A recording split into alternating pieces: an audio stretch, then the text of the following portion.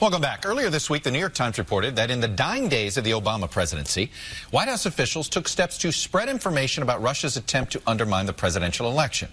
Why? Well, one reason given was to make it easier for government investigators, in particular Congress, to uncover that truth. Well, James Clapper, a career intelligence officer, was the director of national intelligence for more than 6 years under President Obama.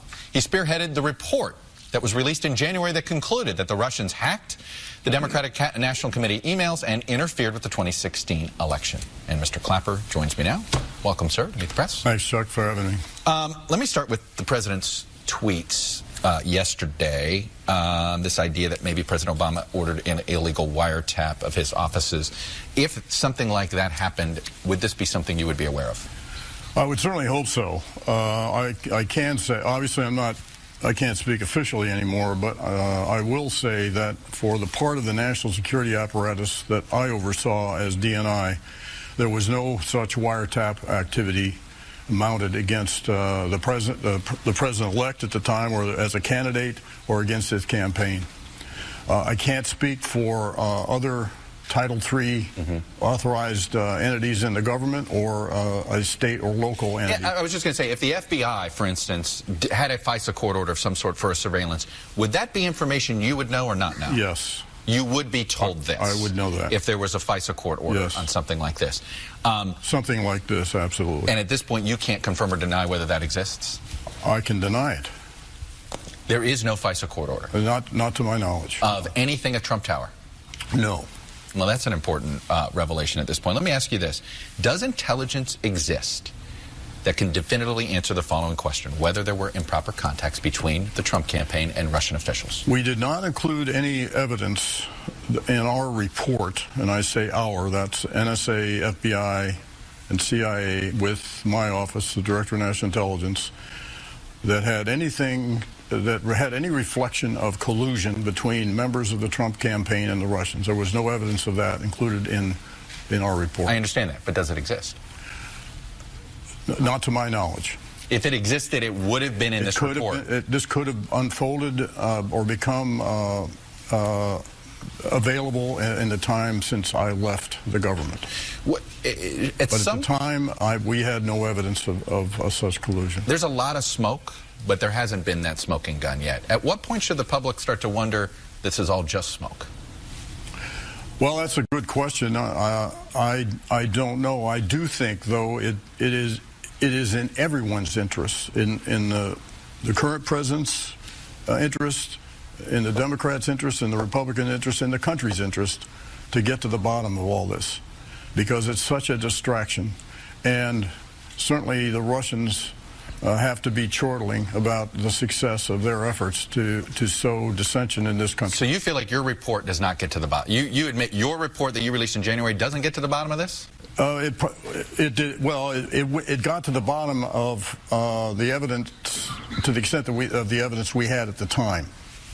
Whether there is more evidence that's become available since then,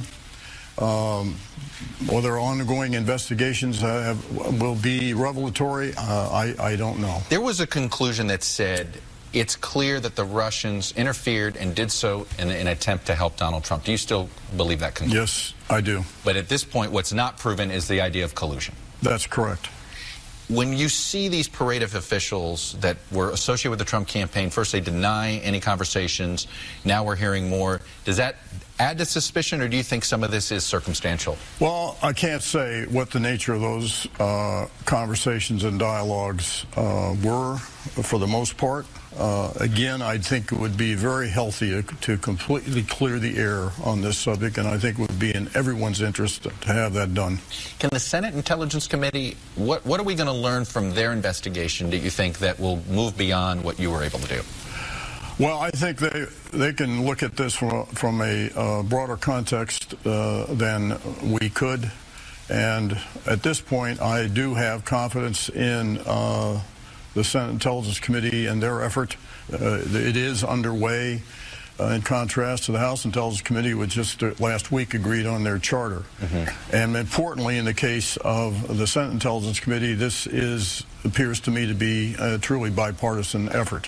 And so I think that needs to play out. If for some reason that proves not to be satisfactory in the minds of those who make those decisions, then perhaps then move on to a special prosecutor.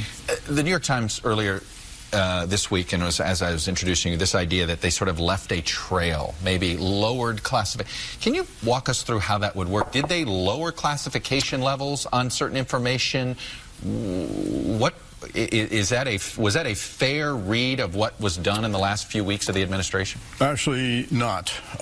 Because of the sensitivity of much of the information in this report, our actual effort was to protect it and not to spread it around, and certainly not to dumb it down, if I can use that phrase, in order to disseminate it more widely.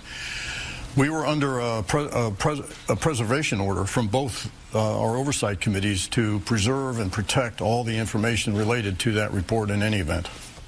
Let me ask you one other final question on the infamous dossier that was put together by this former British operative named Christopher Steele.